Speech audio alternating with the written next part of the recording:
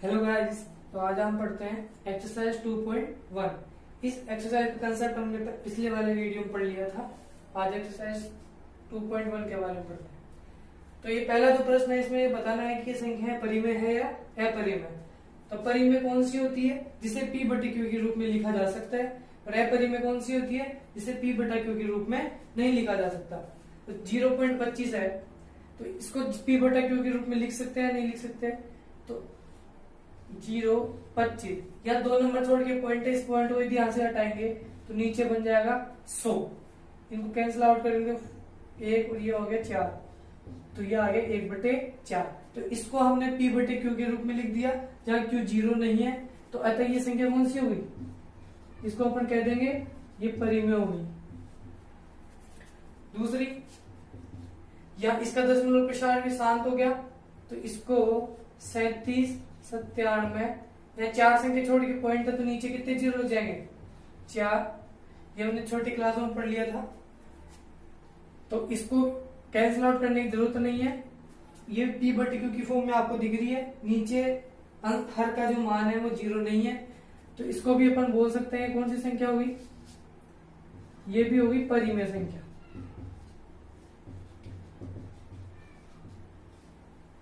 तीसरा जो प्रकार है 7.478447 तो देखो 4784 यहां तक, फिर यहीं से वापस रिपीट हो रही है 478 फिर 4।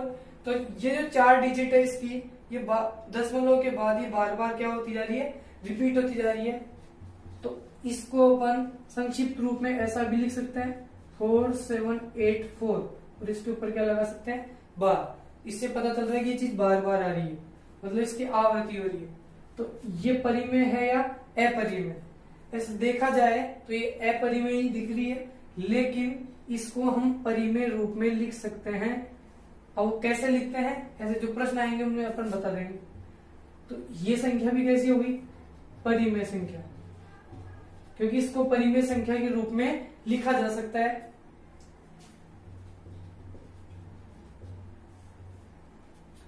अब चौथी प्रकार की जो संख्या है, देखो इसमें पॉइंट दशमलव के बाद 10, फिर आ रहा है 100, फिर आ रहा है 1000, फिर आ रहा है 10,000। हालांकि इसको ऐसे पढ़ते नहीं है, दशमलव के बाद एक एक डिजिट को पढ़ा जाता है 10 10 0 0 10 0 0 0 वगैरह। अब ये जो संख्या है, किसी भी संख्या का रिपीटेशन बार बार नहीं हो रहा है, तो इसको अपन परिमेय संख्या के रूप में नहीं लिख सकते। तो ये जो संख्या हुई ये अशांत अनावृत्ति हुई, देखो शांत भी नहीं हो रही और किसी भी संख्या की आवृत्ति भी नहीं हो रही, तो ये होगी अशांत अनावृत्ति। और इस तरीके की जो संख्या होती है वो कौन सी होती है, अपरिमेय संख्या।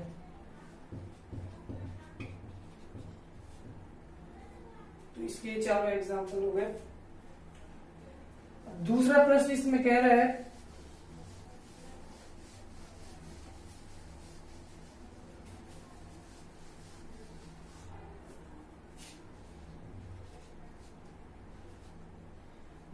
बोल रहे हैं अपने को ऐसी 3 संख्याएं बतानी है जो अशांत अनावृत्ति वाली हो। अशांत अनावृत्ति वाली संख्याओं के एग्जाम्पल दे रहे हैं। देखो पहला एग्जाम्पल, एक तो संख्या अशांत होनी चाहिए और दशमलव के बाद किसी भी संख्या की आवृत्ति नहीं होनी चाहिए। इसके लिए खूब सारी संख्याएं आप ले सकते हो। तो मैं इसका एग्जाम्पल लिखता हूं, 3 संख्याएं बतानी है। सॉल्यूशन फर्स्ट, सेकंड और थर्ड। कोई सी भी संख्या लिख सकते हो अपने मन से, जैसे 0.20, फिर हर बार 0 बढ़ाते जाओ, 200, फिर आ गया 2000, फिर आ गया 20000, ऐसे आती रहेगी। देखो किसी भी अशांत भी आ रही है और किसी भी संख्या की आवृत्ति वापस नहीं हो रही, तो इसको बोल देंगे अपन अशांत अनावृत्ति। अब या तो अशांत अनावृत्ति बोल सकते हो, या इसको अनावसनी अनावृत्ति भी बोल सकते हो, दोनों एक ही चीज है।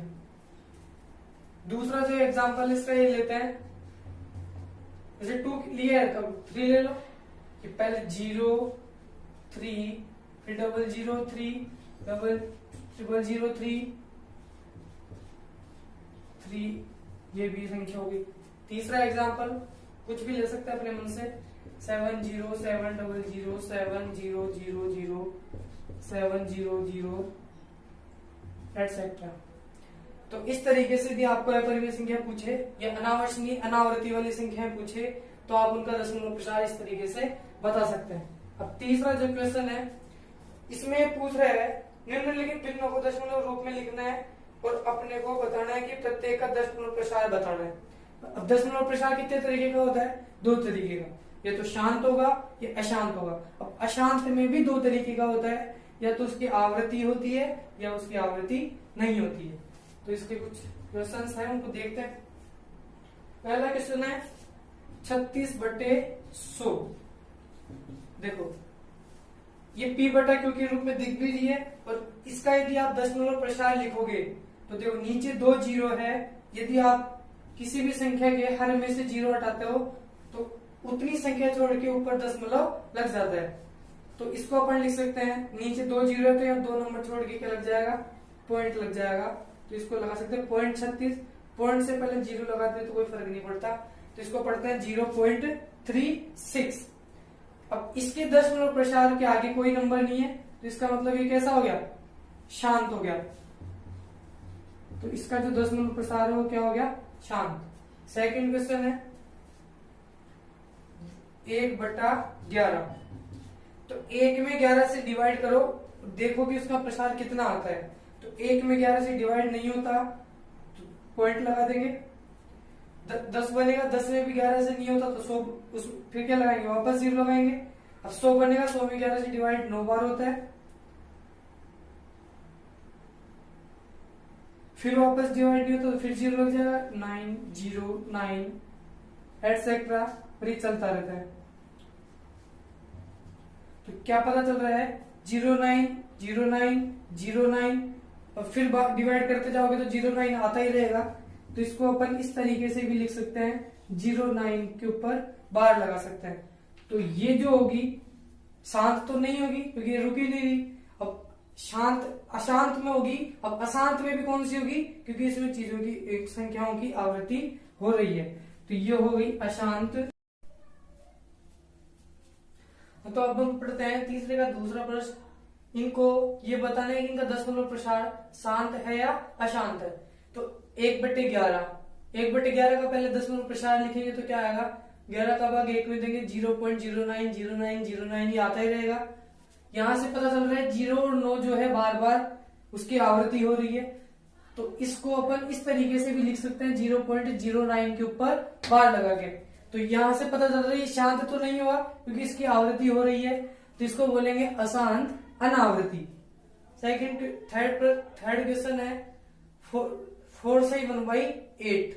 तो ये मिक्स फ्रैक्शन है, मिश्र भिन्न है। पहले इसको साधारण भिन्न में बदलते हैं। तो 8 चौके 32, 32 और 1 33/8। अब 33 में 8 का भाग देके इसका प्रसार लिखेंगे तो इसका प्रसार आएगा 4.125। तो यहां इसका अंत हो गया, तो अंत होते इसको क्या बोलेंगे? ये शांत हो गया। चौथा प्रश्न है 3/13।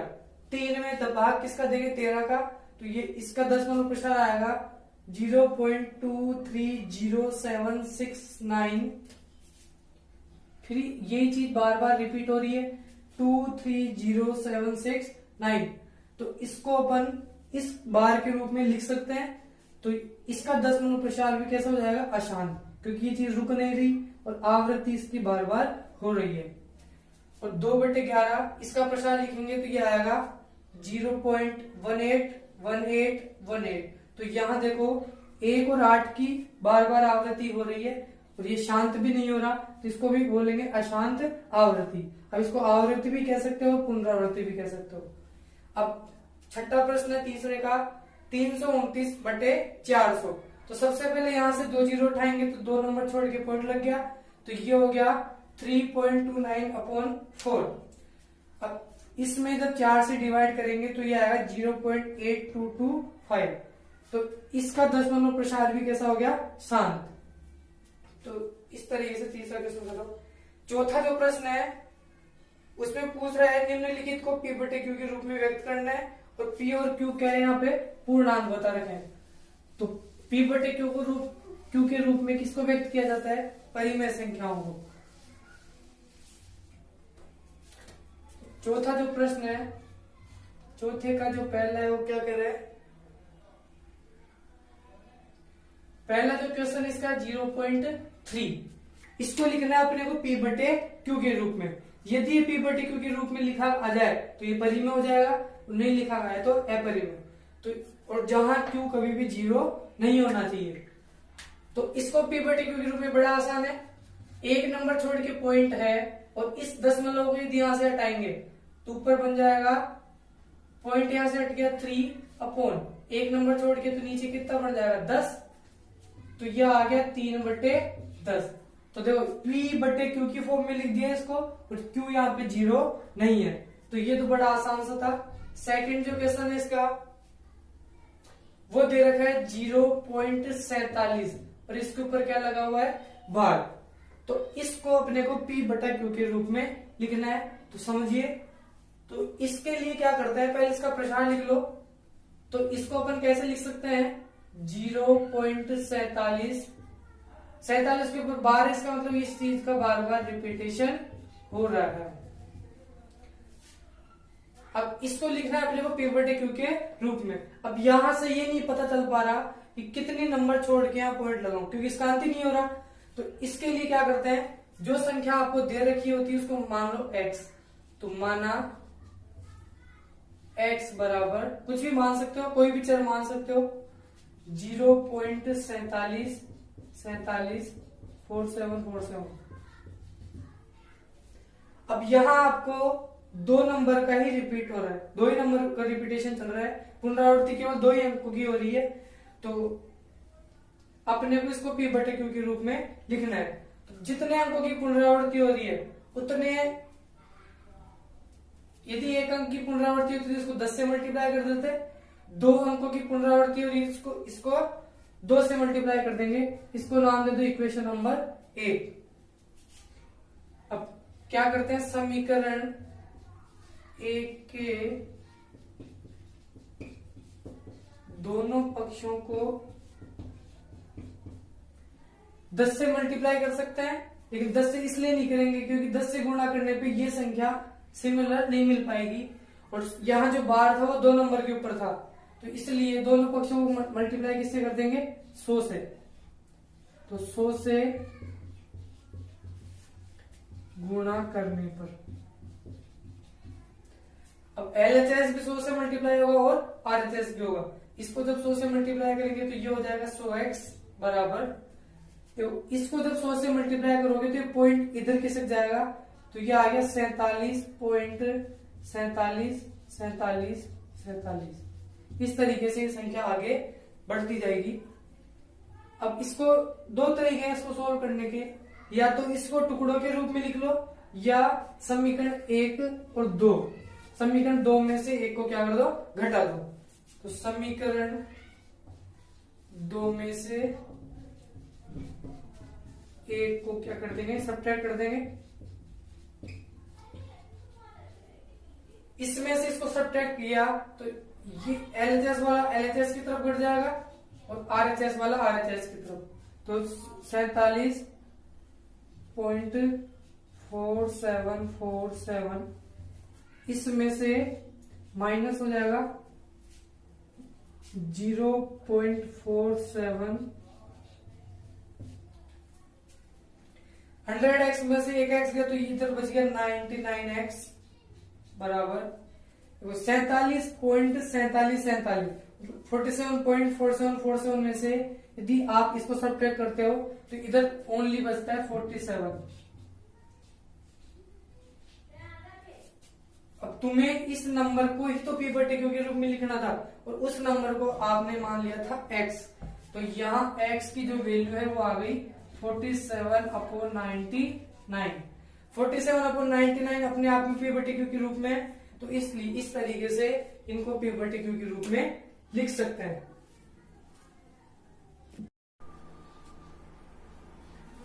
अब चौथे का तीसरा प्रश्न है, इसमें 1.27 के ऊपर बार लगा हुआ है और इसको हमको p बटे q के रूप में लिखना है। तो सबसे पहले क्या बताया था, इसको क्या मान लो, x मान लो। मैंने इसको x मान लिया, तो 1.27 के बार को क्या लिख सकते हैं, 1.272727। इसको इक्वेशन नंबर फर्स्ट दे दी।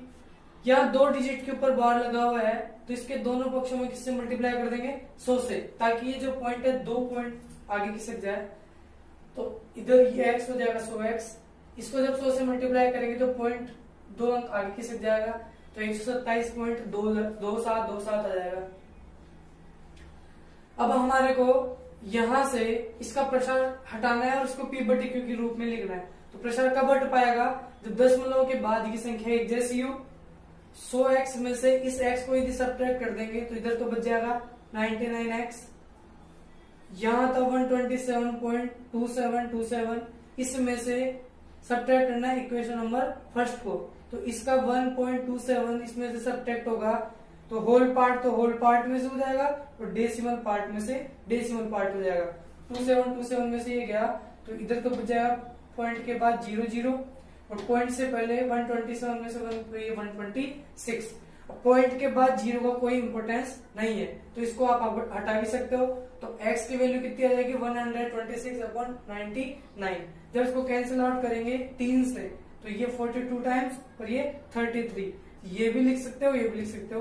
तो x की जो वैल्यू कितनी आ गई, 42/33। अब ये p बटा q की फॉर्म में है और x किसको माना था, जो आपको संख्या दे रखी थी, तो इसी को तो p बटे q के रूप में लिखना था और x का मान आ गया p बटे q के रूप में। इसी तरीके से नेक्स्ट जो क्वेश्चन है इसमें 1.235, इसके में जो बार लिखा हुआ है वो 3 और 5 के ऊपर लगा हुआ है, 2 के ऊपर कोई बार नहीं है। तो इसका मतलब यह है कि यहाँ जो आवृत्ति होगी वो केवल 3 और 5 की ही होगी।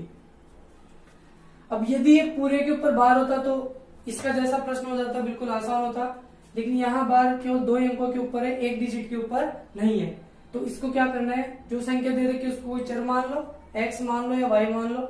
x मान लिया 1.235, जब इसका विस्तार करेंगे तो इसको इस तरीके से लिख सकते हैं।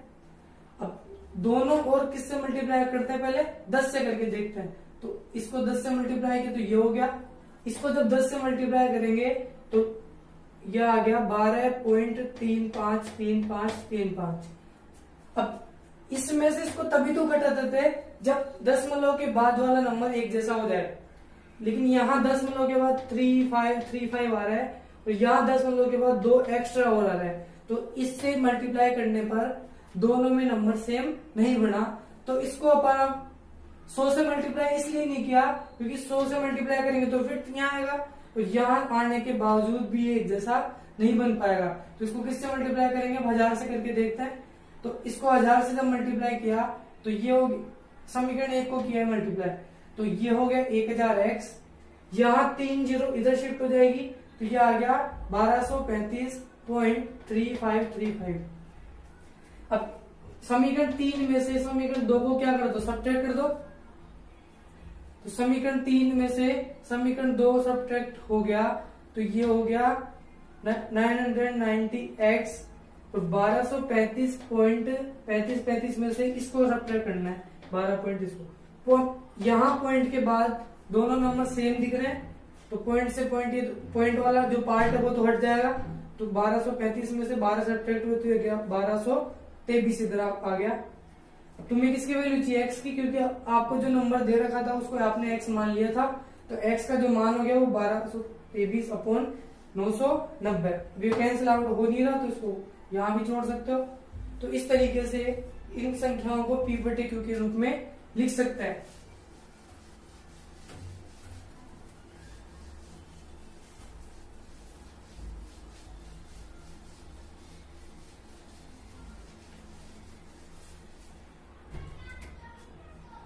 जैसे 1/11 को मैंने इसका विस्तार बताया था तो ये था 0.0909009।